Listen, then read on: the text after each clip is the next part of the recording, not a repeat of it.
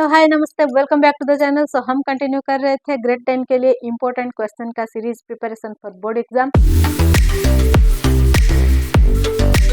तो आज के वीडियो में हम कवर करेंगे दो chapter, probability and statistics. So starting with probability. So probability chapter का वेटेज है 8 मार्क का। प्रैक्टिस सेट 5.1 में एक ही क्वेश्चन है जिसके 4 सब क्वेश्चन है। वो चारों के चारों सब क्वेश्चन इंपॉर्टेंट है। 5.2 प्रैक्टिस सेट में there are 4 question. Question 1 and 4 are important. इसमें आपको बस सैंपल स्पेस लिखना है। मैं 4th वन आपको सॉल्व करके दिखा रही हूँ। तो क्वेश्चन के हिसाब से हमें कमिटी फॉर्म करनी है 2 मेंबर की, जिसमें हमें कंसीडर करना है 2 बॉयज एंड 2 गर्ल्स। तो फर्स्ट पॉसिबिलिटी दिया है कमिटी ऑफ 2 बॉयज अगर है तो हमारा जो सैंपल होगा क्या होगा, डेफिनेटली दोनों बॉय होंगे। So B1 B2 will be our sample. Second committee of 2 girls, definitely दोनों गर्ल होंगे, that will be G1 G2। Committee of 1 boy 1 girl अगर हुआ then that can be B1 G1 और B1 G2, B2 G1 और B2 G2 कोई भी हो सकता है। सो हमारा जो कमिटी होगा that can be B1 G1 B1 G2 B2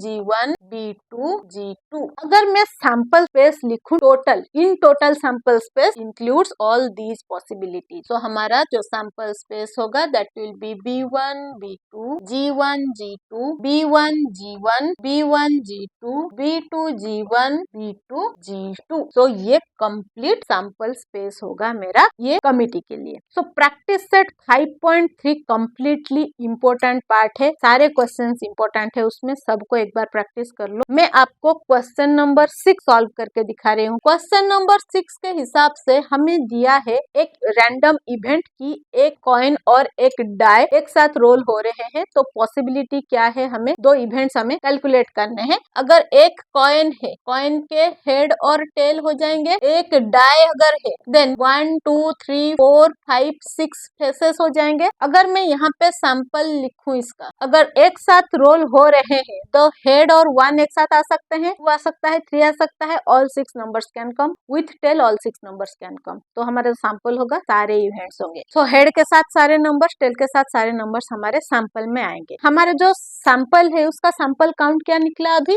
NS हो जाएगा। इसका अगर हम टोटल लिखते हैं दैट विल बी 2S। हमारा फर्स्ट इवेंट दिया है हेड विथ ऑड नंबर, हमें कहाँ मिलेगा। So head with odd number 1 3 और 5 तीनों जगह पे मिल रहा है। सो हमारा जो सैंपल होगा इवेंट के लिए that will B H1 H3 H5। सो यहाँ पे जो हमारा इवेंट का काउंट होगा दैट विल 3। हमें सेकेंड इवेंट दिया है गेटिंग हेड और tail with an even number. Head and tail with even number can be H2 H4 H6। Next tail 2 tail 4 tail 6। तो हमारा जो नंबर ऑफ इवेंट होगा that will be 6। C event is जो die का face होगा उस पर जो नंबर होगा 7 से ज्यादा होगा विथ कॉइन टेल होगा। So that is not possible क्योंकि 6 फेसेस हैं, 6 से ऊपर नंबर 7 तक हम जा नहीं सकते। तो ये जो इवेंट होगा that will be null set. So इसका जो काउंट होगा that will be 0। 5.4 practice set के जो क्वेश्चंस हैं वो प्रोबेबिलिटी कैलकुलेशन पे है। तो सारे क्वेश्चन को एक बार देख लोगे तो अच्छा रहेगा। इसमें जो इम्पोर्टेंट वन है that is question number 3, but इसके साथ आप 1 और 5 को भी एक बार प्रैक्टिस कर लेना। सो 1 3 एंड 5। सो थर्ड क्वेश्चन मैं आपको सॉल्व करके दिखा रही हूँ। सो क्वेश्चन के हिसाब से एक बैग में 1 to 15 तक के नंबर के साथ टिकट्स हैं। अगर वहां से हम रैंडमली टिकट्स पिक कर रहे हैं तो हमें जो इवेंट्स दिया है उसको कैलकुलेट करना है। तो पहले सैंपल स्पेस लिखते हैं। So sample will be 1 to 15। So sample number यहाँ पे क्या हो जाएगा, काउंट विल बी नेटली 15। सो हमें फर्स्ट इवेंट दिया है what is the probability of getting a ticket with even number. अगर इवन नंबर के साथ मुझे टिकट मिलना है तो सारे इवन नंबर्स को हम कंसीडर करेंगे। सो 2 से 14 तक सारे इवन नंबर्स होंगे। तो हमारा जो काउंट होगा इवेंट का दैट विल बी 1 2 3 4 5 6 7। हमें सैंपल काउंट पता है और इवेंट नंबर पता है। तो हमारा प्रोबेबिलिटी कैसे कैलकुलेट होगा, probability of event is number of event divided by number of sample that is 7/15।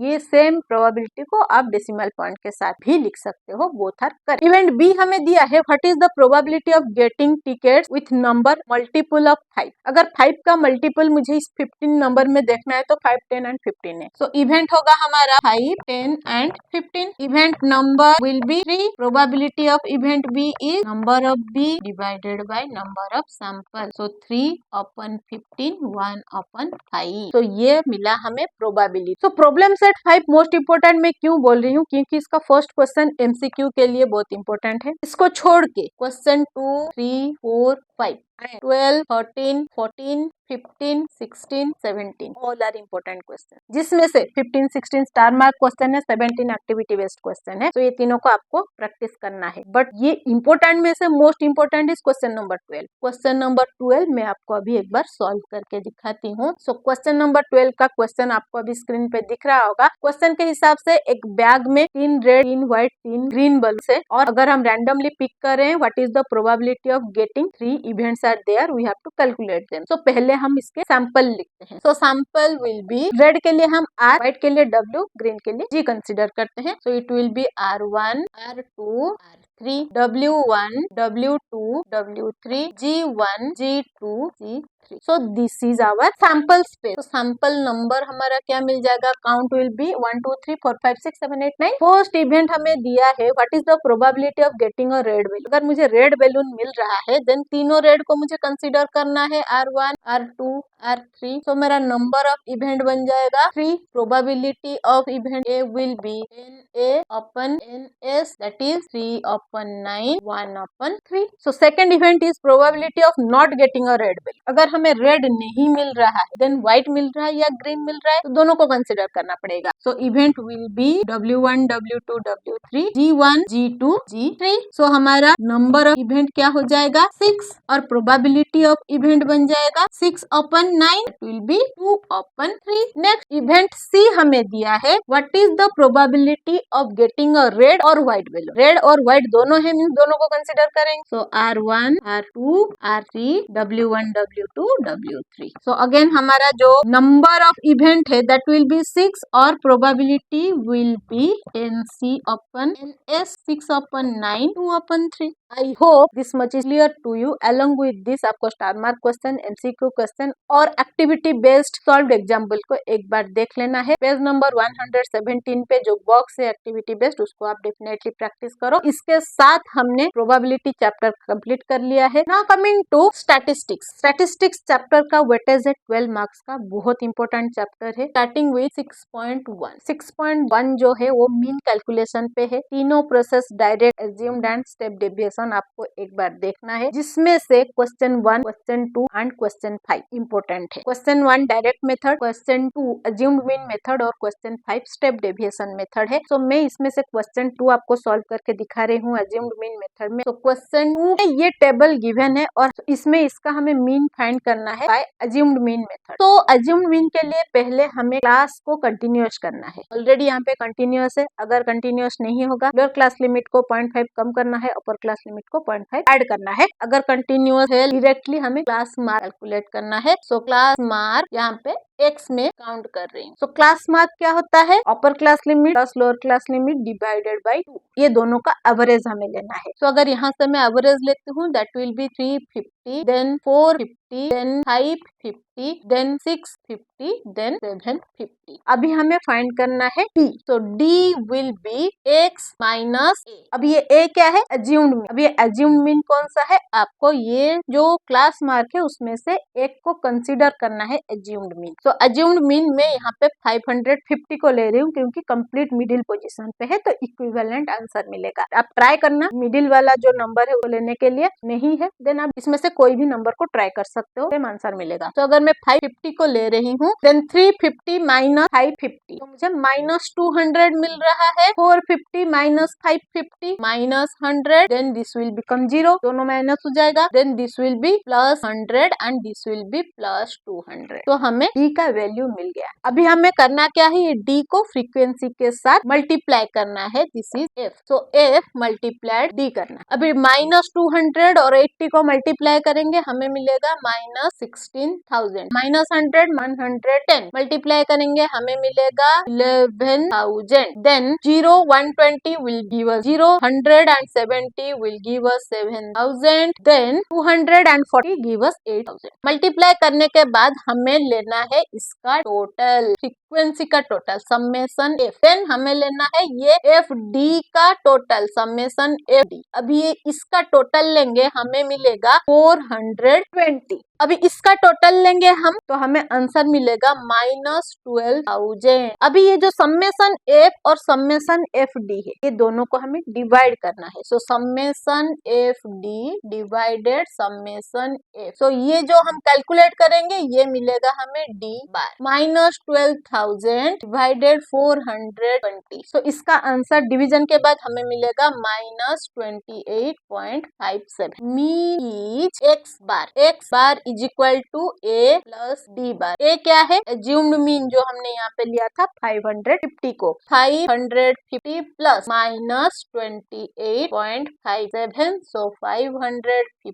-28.57, तो हमें आंसर मिलेगा 521.4। सो हमारा मीन हमें से कैलकुलेट करके मिल गया। सो आई होप ये सोल्यूशन आपको क्लियर हुआ है। सो प्रैक्टिस सेट 6.2 का क्वेश्चन नंबर 3 and 4 बहुत इंपॉर्टेंट है। It is about median calculation. So मैं 3 वाला क्वेश्चन आपको सॉल्व करके दिखाती हूँ। सो हमें यहाँ पे कैलकुलेट करने हैं मीडियन। पहले हमें देखना है कंटिन्यूअस क्लासेस। यहाँ पे क्लासेस कंटिन्यूअस नहीं है तो पहले क्लासेस को हमें कंटिन्यूअस करना है। कंटिन्यूअस क्लासेस करती हूँ तो मेरा ये कंटिन्यूअस क्लासेस बन गया। अभी हमें ये जो फ्रीक्वेंसी है, इस फ्रीक्वेंसी का लेना है cumulative frequency. This is 10. This will be 10 plus 34, 44. This will become 99. This will become 184. This will become 194. This will become 200. So अगर मैं इसका टोटल लेती हूँ summation of frequency, I am getting 200. So ये 200, ये 200 means मेरा cumulative frequency calculation सही है। Summation of f is equal to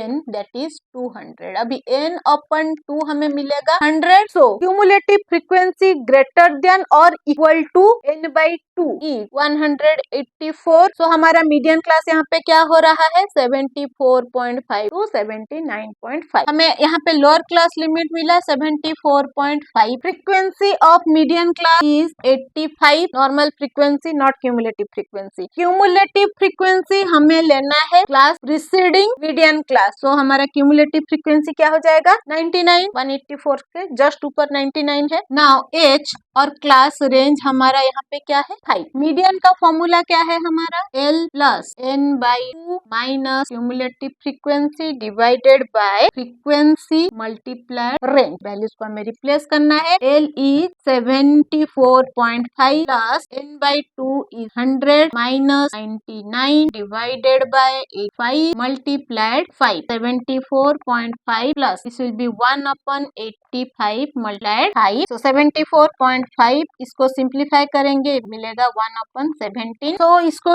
add करेंगे, common denominator will be 17। 17 multiplied 74.5 will be 1266.5 plus 1। अभी ये दोनों को ऐड करेंगे 1267.5 डिवाइडेड बाय 17। अभी इसको डिवाइड करने के बाद हमें आंसर मिलेगा 74.55 और ये एक रिकरिंग डेसिमल नंबर होगा। तो इसको हम अप्रोक्सीमेट 75 लेंगे। सो हमारा मीडियन जो है दैट इज 75। तो 6.3 practice set is all about calculation of mode, जिसमें question number 1 and question number 4 बहुत इंपॉर्टेंट है। क्वेश्चन नंबर 4 में आपको सॉल्व करके दिखा रही हूँ कि कैसे सॉल्व होता है। तो हमें ये टेबल गिवन है, हमें मोड कैलकुलेट करना है। सो क्लास हमें दिया है, फ्रीक्वेंसी दिया है, बट क्लास हमारा कंटिन्यूअस नहीं है तो इसको पहले हमें कंटिन्यूअस करना पड़ेगा। Model class is highest frequency. So यहाँ पे हाईएस्ट फ्रीक्वेंसी इज 50। सो हमारा मॉडल क्लास है 9.5 टू 14.5। तो यहाँ पे लोअर क्लास लिमिट 9.5, रेंज और interval of class 5। Frequency of modal class F1 is 50। Frequency of class preceding modal class 32। Then frequency 2 that is frequency of class succeeding modal class that is 36। Mode का calculation का formula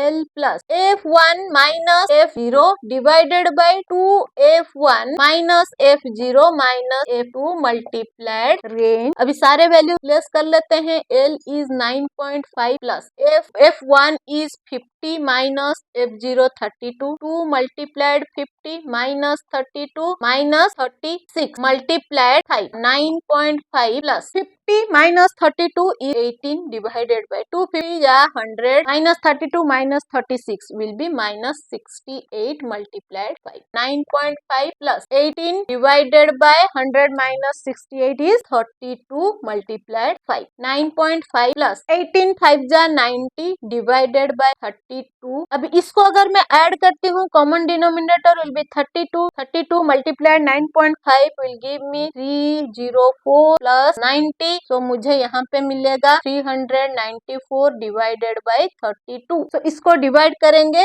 हमें मिलेगा 12.1. So practice set 6.4 is histogram पे हमें data को represent करना है. तो इसमें जो इम्पोर्टेंट क्वेश्चन है 1, 2 and 4. Next coming to practice set 6.5 जिसका फर्स्ट क्वेश्चन इंपॉर्टेंट है, वो कर लोगे तो डेफिनेटली आपको क्लैरिटी मिल. देन कमिंग टू 6.6 में 1, 2 and 4 ये 3 क्वेश्चंस इंपॉर्टेंट है. 6.5 फ्रीक्वेंसी पॉलीगॉन पे है, 6.6 पाई डायग्राम पे है. सो प्रॉब्लम सेट 6 के सारे जो एमसीक्यू क्वेश्चन है दोज आर मोस्ट इंपॉर्टेंट. तो क्वेश्चन नंबर 1 आपको एमसीक्यू क्वेश्चन के लिए सॉल्व करना है. इसमें जो पाई डायग्राम, हिस्टोग्राम और फ्रीक्वेंसी पॉलीगॉन के क्वेश्चन है उसको एक बार आप प्रैक्टिस कर लेना. तो आई होप ये वीडियो डेफिनेटली हेल्पफुल होगा आपके एग्जाम के लिए. इसके साथ हमने पार्ट 1 के सारे इंपॉर्टेंट क्वेश्चन को कवर कर लिया है. नेक्स्ट वीडियो में हम पार्ट 2 स्टार्ट करेंगे. सेम हम 2-2 चैप्टर एक वीडियो में कवर करेंगे. So stay tuned with next gen math for upcoming interesting important videos. All the best for your exam. But जाने से पहले अगर यूट्यूब से देख रहे हैं, चैनल में नए हैं, चैनल को सब्सक्राइब कर लीजिए. फेसबुक से देख रहे हैं, पेज को फॉलो कर लीजिए. लाइक शेयर करते रहिए ताकि बाकी लोगों को हेल्प होता रहे. मिलते हैं और एक इंटरेस्टिंग मजेदार इंपॉर्टेंट क्वेश्चन के वीडियो के साथ. Till then bye bye.